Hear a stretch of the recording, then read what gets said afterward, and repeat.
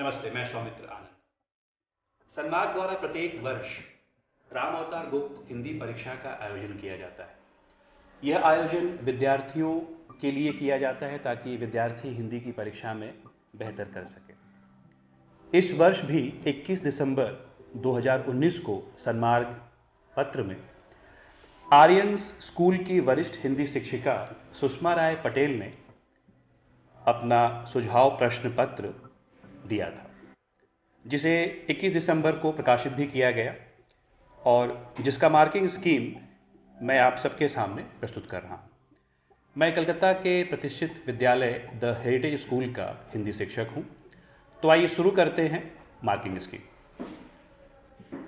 जैसा कि हम सब जानते हैं कि हिंदी आईएससी प्रश्न पत्र का प्रारूप 2 हिस्सों में होता है।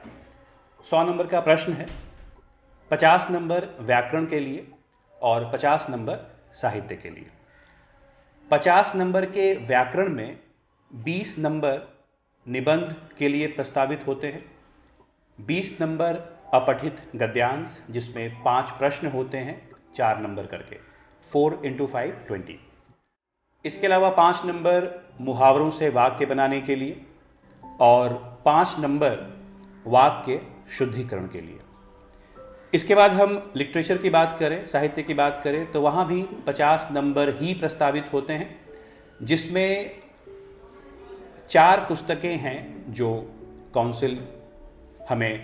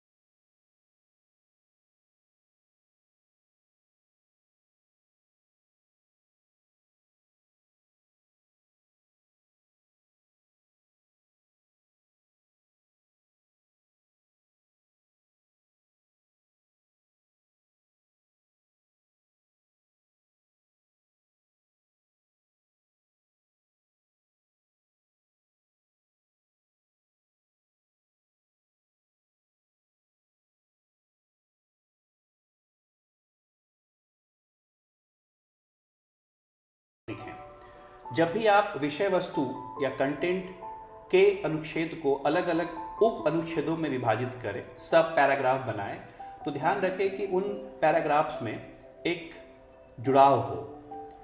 ऐसा बिल्कुल ना हो कि आप दो अलग अलग पैराग्राफ लिख रहे हैं और दोनों में कोई भी समानता ना हो, वो कहीं से भी जुड़ ना रहा हो, तो ये फिर हम इसे बहुत अच्छा निबंध नहीं मान पाते, जिसको हम कहते हैं कि धारा प्रवाह निबंध होना चाहिए।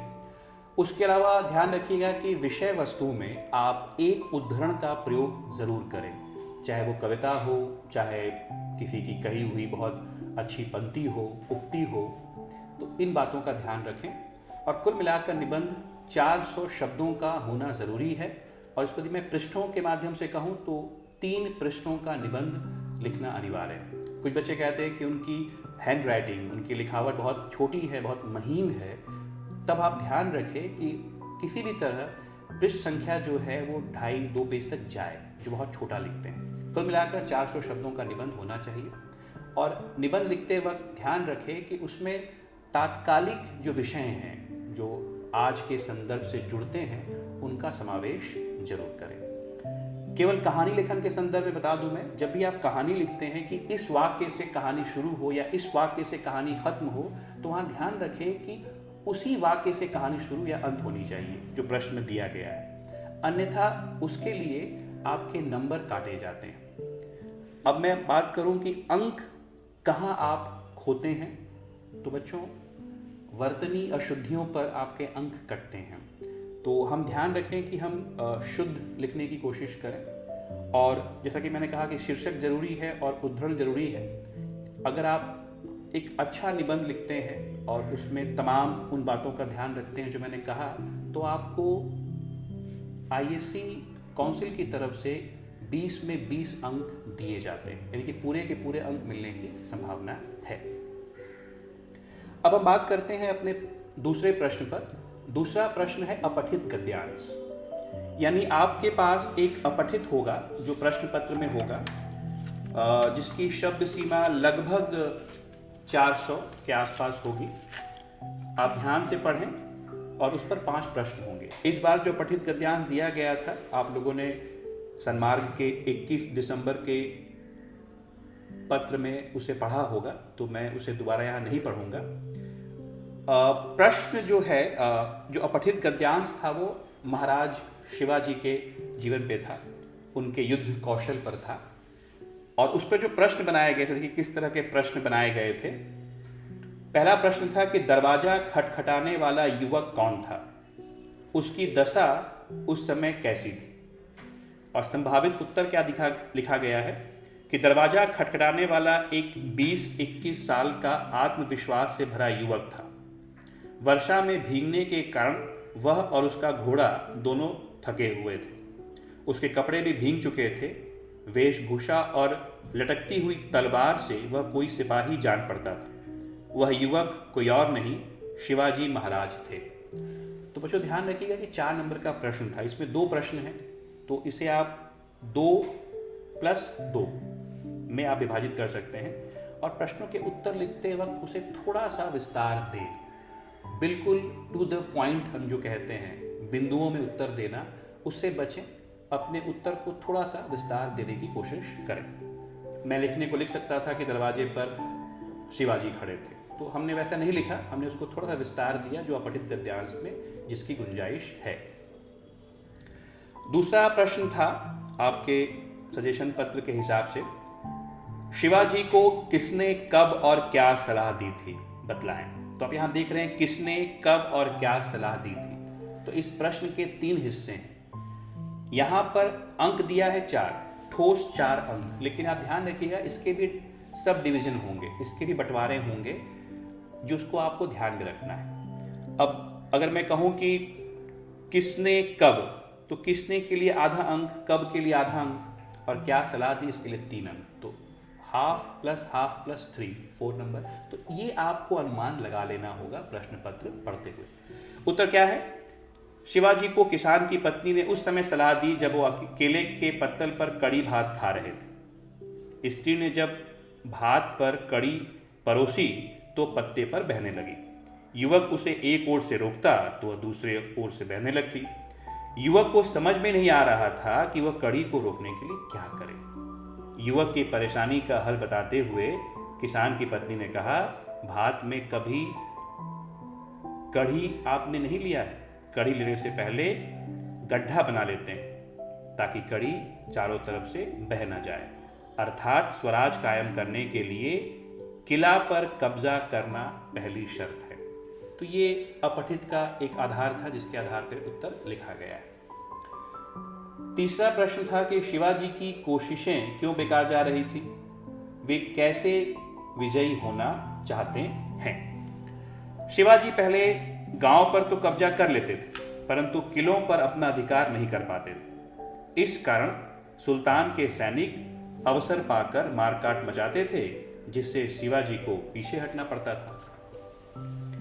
तो ये तीसरे प्रश्न का संभावित उत्तर है। चौथा प्रश्न है 4 नंबर के लिए कि शिवाजी अपने उद्देश्य में किस प्रकार सफल हुए, स्पष्ट कीजिए। तो ये मोटे तौर पर 4 नंबर का प्रश्न है, इसमें आपको समझाकर लिखना होगा। किसान की पत्नी के द्वारा बताए तरीकों को अपनाकर शिवाजी अपने उद्देश्य में सफल हुए। उन्होंने बहुत ही चालाकी से पहले किले पर कब्जा किया, फिर महाराष्ट्र पर अपना राज्य कायम किया। वे पहले गांव पर कब्जा कर अपना साम्राज्य फैलाना चाहते थे परंतु सुल्तान के सैनिक मौका मिलते ही किले से निकलते और मार धाड़ कर शिवाजी और उनके सैनिकों को पीछे भगा देते थे जिससे वे विजयी नहीं हो पा रहे थे। पर नई रणनीति के तहत उन्होंने पूरे महाराष्ट्र पर अपना आधिपत्य स्थापित किया। 5वां और अंतिम प्रश्न, किसान दंपति के स्वभाव का परिचय देते हुए बताएं कि बल और बुद्धि में श्रेष्ठ कौन कहलाता है। बच्चों ध्यान रखिए कि 5वां प्रश्न हमेशा अपठित पढ़ने के बाद आपने क्या सीखा या इसको मैं कह सकता हूं कि आपने क्या शिक्षा प्राप्त की, इस पर आधारित होता है। कभी कभी प्रश्न घुमाकर भी दिया जाता है जैसे यहाँ पूछा गया है, पर कभी कभी बहुत सहज तरीके से पूछ दिया जाता है कि उपरोक्त अपठित गद्यांश से आपको क्या शिक्षा मिलती है। यहाँ उत्तर क्या है देखिए, किसान दंपति अत्यंत उदार, सुसंस्कृत एवं दयालु प्रकृति के थे। उनकी भारतीय संस्कृति के प्रति आस्था थी। वे अतिथि देवो भव की भावना को मानते थे। तो ये उद्देश्य हो गया। बल और बुद्धि में बुद्धि श्रेष्ठ माना जाता है क्योंकि बुद्धि के बल पर ही रणनीति तैयार कर सफलता हासिल की जा सकती है। जैसे कि शिवाजी ने स्त्री के बताए तरीकों को अपनाकर महाराष्ट्र में अपना शासन कायम किया। बच्चों ध्यान रखिएगा, जब भी उद्देश्य लिखें उदाहरण अपठित गद्यांश से जरूर दें। यदि आपने इस उत्तर में शिवाजी का जिक्र नहीं किया होता तो आपके 1 अंक काट लिए जाते। अब मैं बताऊं कि अपठित गद्यांश में अंक नियोजन कैसे होता है। अंकों का बंटवारा तो मैंने बता दिया, अंक कहाँ कटते हैं और कहाँ आप अंक खो देते हैं। मैं फिर कहूँगा, यहाँ पर अगर आप अपने शब्दों में उत्तर नहीं लिखते हैं तो कहीं ना कहीं आपका उत्तर बेहतर नहीं माना जाता है। तो इसलिए जब आप अपठित गद्यांश से उत्तर खोज कर लिखें तो वहाँ कुछ शब्द बदलें, अपने शब्दों का प्रयोग करें। दूसरी जो सबसे बड़ी बात है कि यदि अपठित गद्यांश में किसी का वक्तव्य है जो इन्वर्टेड कॉमा के अंदर है, उद्धरण चिन्ह के अंदर है, जो डायरेक्ट स्पीच जो कहते हैं उस रूप में है, तो उसे आप इनडायरेक्ट स्पीच में बदलें। जैसे मैंने कहा इन्वर्टेड कॉमा में तुम घर नहीं जाओगे, और प्रश्न में आता है कि मैंने क्या कहा, तो आपने कहा, आप वहाँ लिखेंगे कि उन्होंने कहा कि आप घर नहीं जाएंगे।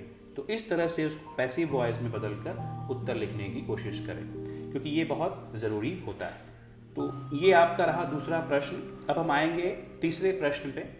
तीसरा प्रश्न 2 हिस्सों में होता है, ए और बी। ए में हम अशुद्ध वाक्य पूछते हैं जिसे आपको शुद्ध करना होता है। ये 5 वाक्य होते हैं और 5 नंबर के। तो इस बार जो अशुद्ध वाक्य दिए गए थे मैं पढ़ दे रहा हूँ। ऐतिहासिक पुरुष अपनी अमिट छाप छोड़ जाता है। सही होगा ऐतिहासिक पुरुष अपनी अमिट छाप छोड़ जाता है। तो ऐतिहासिक और ऐतिहासिक ये शुद्ध और अशुद्ध था। देश का भविष्य अपने नागरिकों पर अवलंबन होता है। यहाँ अवलंबन शब्द का सही प्रयोग करेंगे आप। देश का भविष्य उसके नागरिकों पर अवलंबित होता है या निर्भर होता है। तीसरा, मशीनों के धुएं से वायुमंडल में हवा दूषित हो जाती है। मशीनों के धुएं से वायुमंडल दूषित हो जाता है।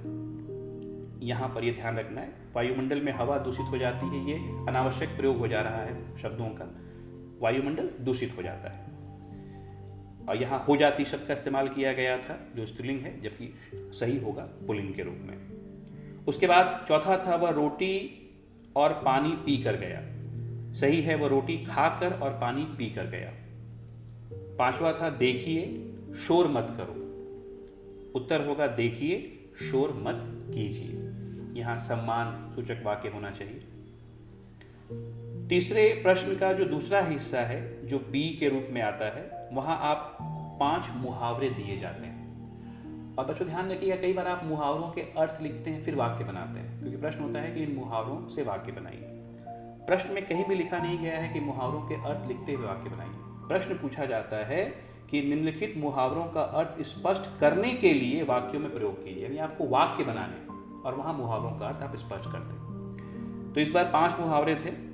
हाथ पांव फूलना, कान भरना, अंधेर खाता, कलेजा मुंह को आना और घर फूंक तमाशा देखना। आपके मार्किंग स्कीम के हिसाब से जो 5 वाक्य बनाए गए हैं मैं आपके सामने पढ़ दे रहा हूं। आपके वाक्य अलग भी हो सकते हैं।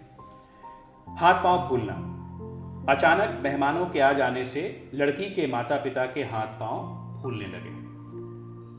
कान भरना, चापलूस लोग सदा भोले भाले लोगों के विरुद्ध अधिकारियों के कान भरते रहते हैं।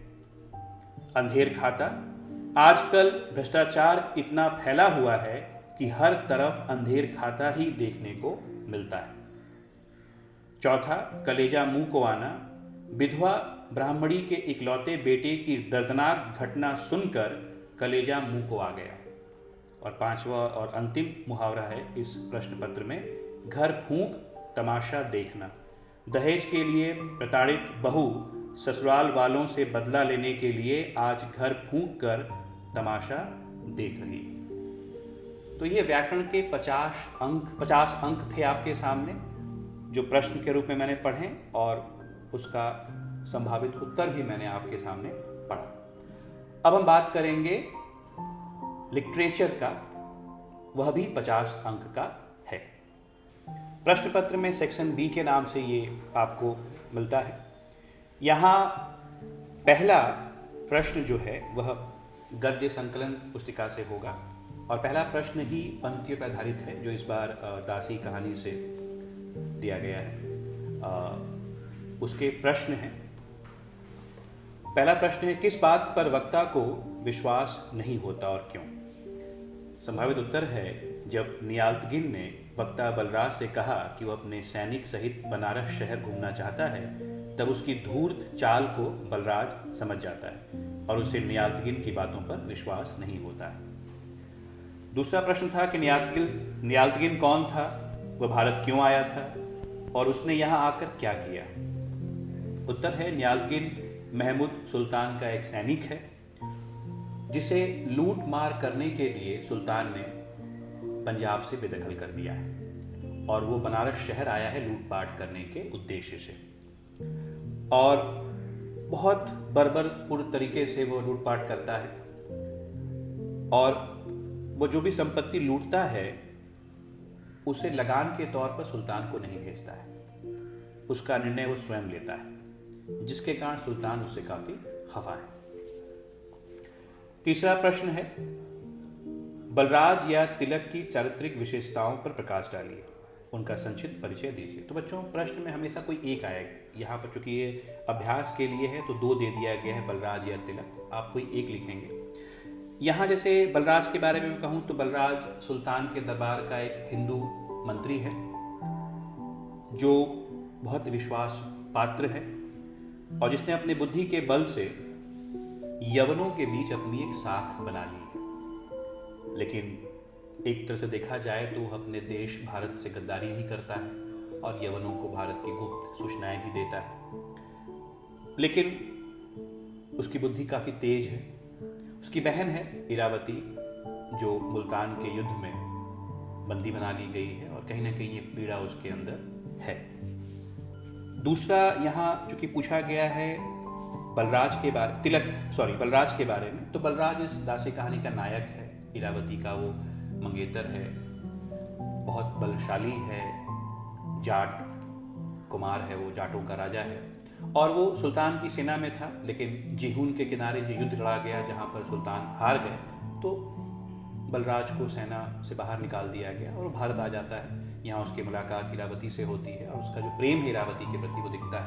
प्रेमी है, सहृदय है, लेकिन वीर भी है, काफ़ी चतुर है, ताकतवर है, बहुत हिम्मत वाला है और जिसके बल पर वो जाटों का सम्राट भी बनता है। इस आधार पर आप कहानी के आधार पर उसके चरित्रों को और ज़्यादा विस्तार दे सकते हैं। इरावती कौन थी? रावी के किनारे उसके साथ क्या घटना घटी? इरावती इस कहानी की नायिका है, हम सब जानते हैं, तिलक की बहन है और उसका जीवन संघर्षों के बीच ही पली बढ़ी है। वो बलराज की वाग्दत्ता पत्नी है।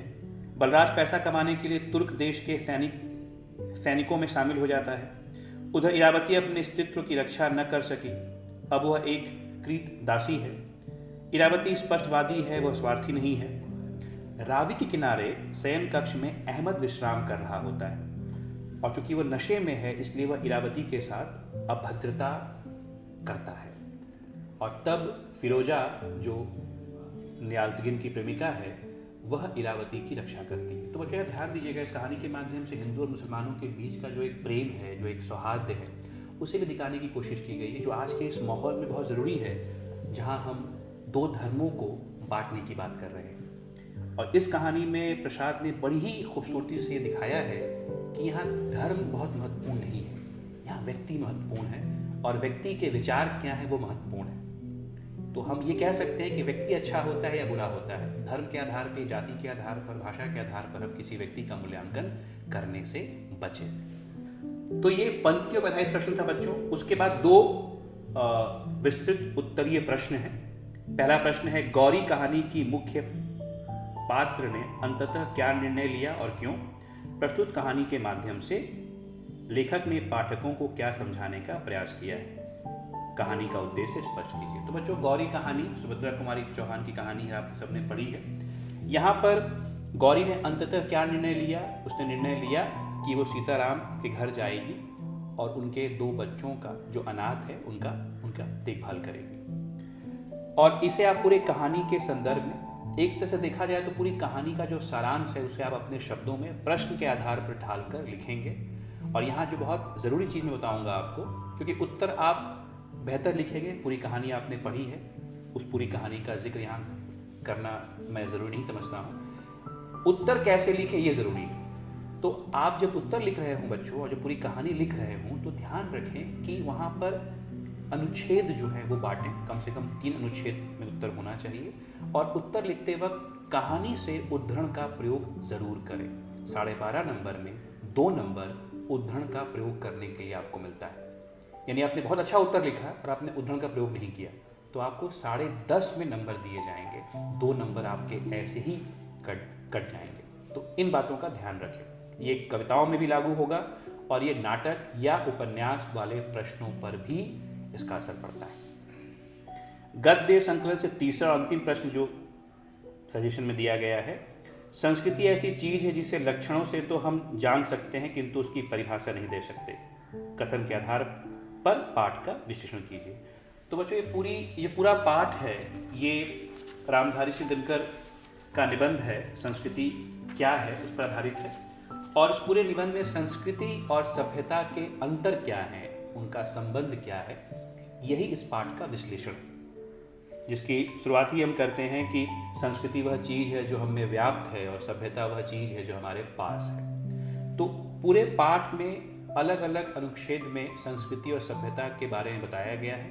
उसको बहुत बेहतर तरीके से वहाँ से आप कोई भी 5 या 6 बिंदु चुनें और उसको सिलसिलेवार ढंग से लिखते जाएं। इस तरह से आप पाठ का विश्लेषण कर पाएंगे। यहाँ भी वही नियम लागू होगा, उद्धरण ज़रूर लिखें ताकि आपका उत्तर बेहतर बन जाए।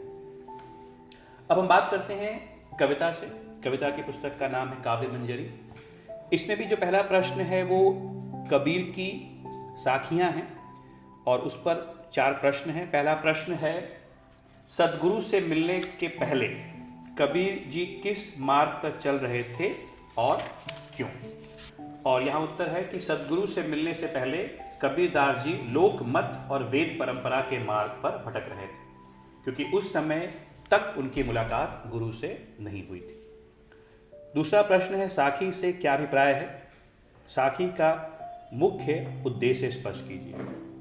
तो साखी शब्द संस्कृत शब्द साक्षी का अपभ्रंश रूप है। साखी का अभिप्राय जीवन के प्रत्येक अनुभव से है, जिसका साक्षात्कार करके कवियों ने जनता के समक्ष उसे उपदेश के रूप में व्यक्त किया। कवि ने सर्वप्रथम देखा, परखा, उसका अनुभव किया और उसे अपने काव्य में स्थान दिया। और साखी का उद्देश्य क्या था? कवि ने इसके माध्यम से समाज की बुराइयों को व्यक्त किया, गुरु के महत्व को बताया, अध्यात्म की बात भी उन्होंने रखी। तीसरा प्रश्न है, प्रेम रूपी बादल का बरसात पाकर अंतर आत्मा पर क्या प्रभाव पड़ा? तो कबीरदास कहते हैं कि प्रभु अथवा गुरु के प्रेम एवं अनुग्रह, कृपा कह ले शाब्दिक का बादल उसके प्रेम रस से भरी थी, जिससे उनकी अंतरात्मा भीग गई और वो आनंद से भर गए। कहने का अर्थ है कि ईश्वर की प्राप्ति के बाद उनका संपूर्ण जीवन जो है वो भक्ति रस में डूब गया। तो यहाँ पर कबीर का ये जो दोहा है वो आध्यात्म और भक्ति पे आधारित है, जिसके आधार पे आप उत्तर लिखेंगे। और अंतिम प्रश्न है कि अब पठित साखियों के आधार पर कबीरदास जी के काव्य की विषय वस्तु की संक्षिप्त का परिचय दीजिए। तो यहाँ आप कबीर के बारे में बताएंगे कि कबीर संत काव्यधारा के प्रमुख कवि थे। उनके काव्य में समाज की चिंता दिखती है, वो एक सामाजिक कार्यकर्ता थे। आडंबरों का उन्होंने विरोध किया है।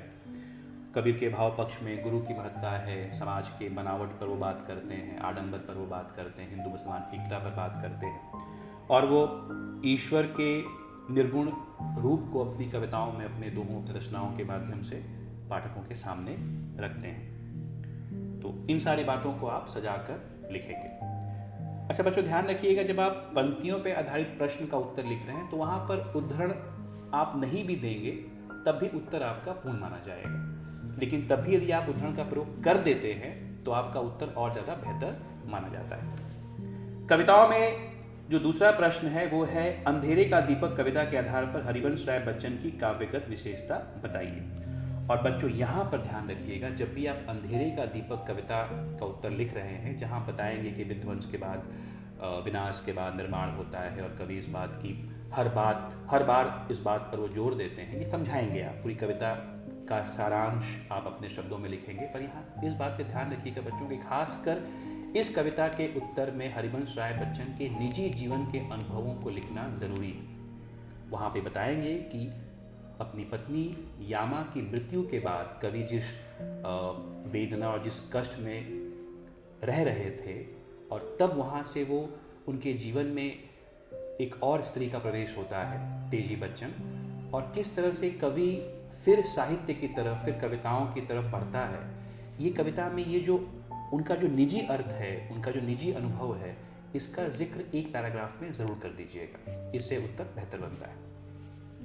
और यहाँ पर कविताओं के उत्तर में उद्धरण का प्रयोग करना अनिवार्य है। मैं अनिवार्य शब्द पर जोर दे रहा हूँ। उसके बाद कविता से अंतिम प्रश्न है कि तुलसीदास जी ने अपने काव्य के माध्यम से राम के रूप में एक आदर्श चरित्र को उभारने का प्रयास किया है। संकलित पदों के आधार पर इस कथन पर प्रकाश डालिए। और चूंकि आपके कविता की किताब में, पुस्तक में तुलसीदास के 3 पद हैं, तो उन तीनों पदों की आप व्याख्या करेंगे। पहले पद में राम के विवाह का वर्णन है और किस तरह से सीता राम को नज़रें उठा के नहीं देख रही हैं, वो अपने कंगन के नग में राम की परछाई देख रही है, उस पद की व्याख्या आप करेंगे। दूसरे में राम जब अपने पिता की आज्ञा पर अयोध्या को त्याग कर वनवास जा रहे हैं, उस घटना का वर्णन है वो आप करेंगे, राम के त्याग के बारे में बताएंगे। और तीसरे में तुलसीदास ने इस पद में उन्होंने व्याख्या की है कि राम किस प्रकार से दयालु हैं और किस प्रकार से वो उद्धार करते हैं। और वहाँ पर कई सारे वर्णन हैं जहाँ पर राम के त्याग का हमें ज्ञात होता है, आप उसका वर्णन यहाँ पर करेंगे। और इस तरह से आपका ये उत्तर जो है पठित पदों के आधार पर ही होगा। आप इसके अतिरिक्त भी लिख सकते हैं तुलसीदास के बारे में आपको जो पता है, लेकिन ध्यान देंगे कि जो प्रश्न है और प्रश्न का जो हिस्सा है कि पढ़े हुए पदों के आधार पर है, तो ध्यान रखेंगे। इसके बाद बच्चों आपके पास 2 पुस्तकें हैं, आप किसी एक का चुनाव करते हैं, जिसमें पहला है सारा आकाश राजेंद्र यादव का लिखा हुआ और दूसरा है आषाढ़ का एक दिन मोहन राकेश का। तो सारा आकाश में फिर पहला प्रश्न है जो पंक्तियों पे आधारित है और पहला प्रश्न है कि प्रस्तुत कथन किसने किस संदर्भ में कहा है। तो उत्तर है प्रस्तुत कथन सारा आकाश का मुख्य पात्र समर ने कहा है। वह प्रभा को अपने उच्च शिक्षा के मार्ग में बाधक मानता है। वह महत्वाकांक्षी युवक इसी संदर्भ में उक्त वाक्य कह रहा है। दूसरा प्रश्न है बच्चों, समर के परिवार में कितने सदस्य थे, किन्हीं 2 सदस्यों का संक्षिप्त परिचय दीजिए। तो समर के परिवार में कुल 9 सदस्य थे, बाबूजी, अम्मा जी, धीरज, भाभी, समर, प्रभा, मुन्नी, अमर और कुंवर। और आप किसी भी 2 चरित्र को ले लें, आप स्वतंत्र हैं और उन 2 चरित्रों का संक्षिप्त परिचय आप लिख दें। अच्छा रहे कि आप समर और प्रभा के बारे में ही लिखें, तो आप ज़्यादा लिख पाएंगे। तीसरा प्रश्न है कि सारा आकाश उपन्यास किस पृष्ठभूमि पर लिखी गई है। विवाह के उपरांत समर प्रभा के साथ कैसा व्यवहार करता था।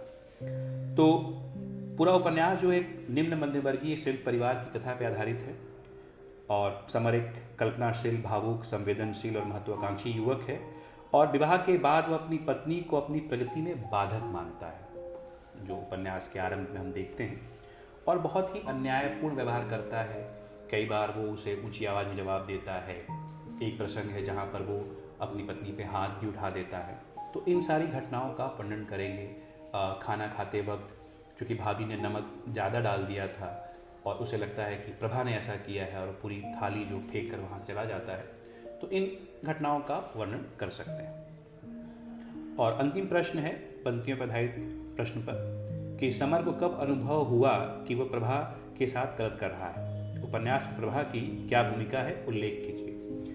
तो सारा आकाश के उत्तरार्ध में जहाँ प्रभा और समर एक दूसरे के प्रति जन्मी गलतफहमी का वर्णन है, वहीं उत्तरार्ध का आरंभ प्रभा और समर के संबंधों से हुआ है। इसमें समर को अपने बुरे व्यवहार पर पछतावा भी होता है। प्रभा अपने ऊपर लगी हुई लांछन से दुखी होकर एकांत में आधी रात में छत पर जाकर रोने लगती है और तब समर प्रभा के पास जाकर सहानुभूति जताता है और उन दोनों की गलतफहमी दूर होती है। और प्रभा का चरित्र क्या है, बहुत कठोर, परिश्रम करने वाली, चरित्र की बहुत दृढ़, आत्मसंयमी, स्वाभिमान, संवेदनशील, प्रतिव्रता, समझदार स्त्री है। इन चरित्रों को आप सजाकर प्रभा के लिए लिख सकते हैं। बड़े प्रश्न के रूप में क्या है देखिए, शिरीष बाबू आधुनिक विचारधारा के व्यक्ति हैं। वे सड़ी गली पुरानी मान्यताओं के भी घोर विरोधी हैं। सारा आकाश उपन्यास के आधार पर उनका चरित्र चित्रण कीजिए। तो बच्चों, शिरीष भाई उपन्यास का एक बहुत बड़ा चरित्र है और हम सब जानते हैं, जब इसका उत्तर लिखें आप ज़रूर लिखें कि शिरीष भाई राजेंद्र यादव के मानस पुत्र हैं। ये शब्द का इस्तेमाल ज़रूर करें, मानस पुत्र, क्योंकि पूरे उपन्यास में राजेंद्र यादव के जो विचार हैं वह शिरीष भाई के माध्यम से निकलता है। चाहे वो संयुक्त परिवार के बारे में उनके विचार हों, धार्मिक आडंबर के बारे में उनके विचार हों, भारत की संस्कृति के बारे में उनके विचार हों, भारत के युवा बेरोजगारों के बारे में उनके विचार हो, या हिंदू कोड बिल के बारे में उनके विचार हो, जहाँ जहाँ शिरीष भाई के विचार आते हैं जो बहुत ही प्रगतिशील हैं, बहुत ही उदारवादी हैं वो, तो ये पूरा चरित्र जो है आपको समझाकर अपने उत्तर में लिखना है और इन सारे उदाहरणों का प्रयोग कर देना है। उसके बाद अंतिम प्रश्न है सारा आकाश से कि उपन्यासकार राजेंद्र यादव के उपन्यास सारा आकाश में जिस समयावधि का वर्णन किया गया है उसमें भारतीय समाज और भारतीय परिवार की स्थिति पर प्रकाश डालिए। तो यहाँ बच्चों देखिएगा, जिस समयावधि के बारे में लिखा गया है उस समय की सामाजिक और पारिवारिक स्थिति क्या थी, वहाँ पर किन समस्याओं का वर्णन है। छोटी आयु में विवाह की समस्या है, दहेज की जो समस्या है, पुरानी सड़ी गली जो परंपराएं हैं, किस तरह से मुन्नी और प्रभा उससे ग्रसित होती है, अंततः मुनि का जीवन भी समाप्त हो जाता है। तो इन सारी घटनाओं का वर्णन करते हुए, बेमेल विवाह भी है उसमें, तो इन सारी घटनाओं का वर्णन करते हुए तत्कालिक भारतीय समाज के परिदृश्य में आपको इसका वर्णन करना है। और बच्चों ध्यान रखिएगा, जब भी आप उत्तर लिखें, उपन्यास से बार बार आपको उद्धरण देने होंगे, उदाहरण देने होंगे। और जो मैंने आपको पहले नहीं बताया था कि उत्तर लिखते वक्त जब आप लॉन्ग आंसर लिखें तो ध्यान रखें कि वो 2.5 पृष्ठों का होना चाहिए और लगभग 350 से लेकर 400 शब्दों का उत्तर हो। अब हम अपने सजेशन के अंतिम हिस्से में पहुंचते हैं, जो है आषाढ़ का एक दिन। जिन बच्चों ने आषाढ़ का एक दिन चुना है मोहन राकेश का, उनके लिए जो प्रश्न है, पहला प्रश्न फिर पंक्तियों पर आधारित है और जिसमें पहला प्रश्न है कि प्रस्तुत पंक्ति का वक्ता कहाँ, किससे, किसके बारे में बातचीत कर रहा है। तो यहाँ देखिए बच्चों, उत्तर में हम बात करेंगे कि प्रस्तुत पंक्ति का वक्ता कालिदास का मामा मातुल है, जो मल्लिका के घर में मल्लिका से कालिदास के बारे में बातचीत कर रहा है। दूसरा प्रश्न है कि प्रस्तुत पंक्तियों में क्या आशंका जताई जा रही है। तो यहाँ उत्तर होगा कि प्रस्तुत पंक्ति में यह आशंका जताई जा रही है कि राजनीति में कुछ भी असंभव नहीं है। जितना संभव है कि ऐसा न हो, उतना ही संभव है कि ऐसा हो, और यह भी संभव है कि जो हो वह न हो। अर्थात जितना खबर यह है कि कालिदास कश्मीर छोड़कर भाग गए हैं और उज्जैनी चले आए हैं, कुछ का कहना है कि उन्होंने संन्यास ले लिया है। तो इन बातों को आप समझाएंगे, क्योंकि मातुल कहता है कि कालिदास और राजनीति जीवन दोनों में से किसी एक की भी धुरी को पहचान पाना बहुत ही कठिन है, और जब भी वो सत्य की कोशिश पहचानने की कोशिश करते हैं, सत्य उनसे दूर होता जाता है। उसके बच्चों तीसरा प्रश्न है कि वक्ता किसकी वजह से परेशान है। वक्ता की बात सुनकर श्रोता की क्या प्रतिक्रिया हुई, स्पष्ट कीजिए। तो वक्ता अपने भागनीय कालिदास के आत्मसीमित निर्णय से परेशान है, क्योंकि कालिदास उज्जैनी नहीं जाना चाहता है राजकवि बनकर। मल्लिका की केवल एक ही आकांक्षा थी कि कालिदास वहां जाकर रचना करते रहे, वही उसके जीवन की उपलब्धि है। पर इस समाचार को सुनकर वो कहती है कि उसका जीवन निरर्थक हो गया है। वह कालिदास से शिकायतपूर्ण भाव में कहती है कि मैं यद्यपि तुम्हारे जीवन में नहीं रही, परंतु तुम मेरे जीवन में सदा बने हो, कभी भी तुम्हें अपने से दूर नहीं होने दूंगी। मातुल से समाचार सुनकर कालिदास संन्यास लेकर काहे चला गया है, मल्लिका को बड़ा ही आहत होता है। उसने अनेक कष्ट सहे, टूट कर भी अनुभव करती रही कि कालिदास कुछ बनने गया है, पर आज जब उसे लगता है कि वह उसके प्रति तटस्थ है, वह उदासीन हो गया है। तो यहाँ पर इस बात का जिक्र करेंगे, जब मल्लिका को पता चलता है कि कालिदास कश्मीर से भाग गया है और संन्यास उसने ले लिया है, तो मल्लिका इससे बहुत ही आहत होती है, क्योंकि मल्लिका ने अपने प्रेम का त्याग किया था। और बच्चों लॉन्ग प्रश्न में यहाँ पर है, आषाढ़ का एक दिन में इतिहास का आश्रय लेकर एक काल्पनिक कथा को नाटक का रूप दिया गया है, विवेचन कीजिए। तो यहाँ बच्चों जरूर लिखेंगे कि आषाढ़ का एक दिन काल्पनिक है, ये बिल्कुल काल्पनिक नाटक है, लेकिन इतिहास को आधार बनाकर। और इसमें ऐतिहासिक चरित्र क्या है, कालिदास, प्रियंगु मंजरी जिसे हम विद्योत्मा के नाम से जानते हैं इतिहास में, और उनकी घटनाओं को लेकर ये नाटक लिखा गया है। ऐतिहासिक नाटक इसलिए भी है क्योंकि यहाँ पर कालिदास के ऋतु संहार, कुमार संभव, मेघदूत जैसी ऐतिहासिक रचनाओं का जिक्र है। लेकिन ये नाटक कहाँ काल्पनिक हो जाता है, जब मोहन राकेश कालिदास के माध्यम से एक ऐसे कवि, एक ऐसे साहित्यकार के बारे में बताने की कोशिश कर रहे हैं जो धन और पद की लालसा पाल लेता है और अपने रचना क्रम से दूर होता जाता है।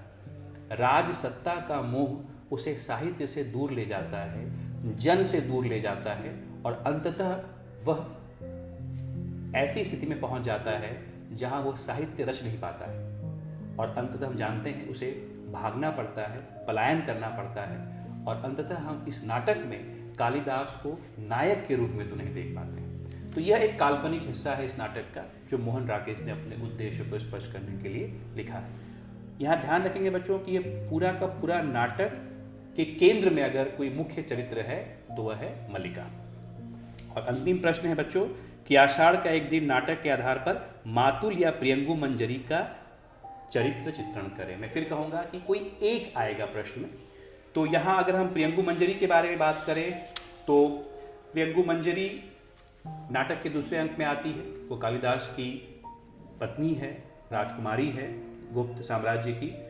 बहुत ही असाधारण व्यक्तित्व है, बहुत खूबसूरत है वो, व्यवहार कुशल है, गुणों की पारखी है, प्रकृति प्रेमी है, उदार हृदय है, सहायता करना चाहती है, पर उसमें स्त्रियों वाले जलन के गुण हैं। वो ईर्ष्यालु भी है, क्योंकि जब बातों बातों में वो कहती है कि मल्लिका तुम मेरे पति की प्रेमिका हो, तो उसके भाव में हमें थोड़ी असहजता दिखती है। तो इन चरित्रों के आधार पर आप प्रियंगु मंजरी का मूल्यांकन कर सकते हैं। और अगर मैं मातुल की बात करूं तो मातुल कालिदास के मामा हैं, उनके संरक्षक हैं, बहुत ही व्यवहार कुशल हैं, वाक पटुता उनमें है, बहुत ज़्यादा वाचाल हैं, बातों को घुमा फिरा कर कहने के बड़े माहिर हैं और लालची भी हैं। उन्हें पता है कि कालिदास राजकवि बनकर अगर उज्जैनी चला जाएगा तो उनका लाभ होगा और इस लाभ का वो फ़ायदा भी उठाते हैं, व्यवहार कुशल भी हैं। तो यह सब मिलाते हुए आप मातुल का भी चरित्र चित्रण कर सकते हैं। बच्चों ध्यान रखिएगा कि इस बार के लिए कालिदास और मल्लिका का चरित्र चित्रण बहुत ही महत्वपूर्ण है और सारा आकाश के लिए समर, प्रभा और मुन्नी का चरित्र। तो यह था मार्किंग स्कीम जिसकी चर्चा मैंने आपके सामने की और मैं उम्मीद करूंगा कि आप अपनी हिंदी की परीक्षा में बहुत अच्छा लिखें और अच्छे अंकों से उत्तीर्ण हों। धन्यवाद।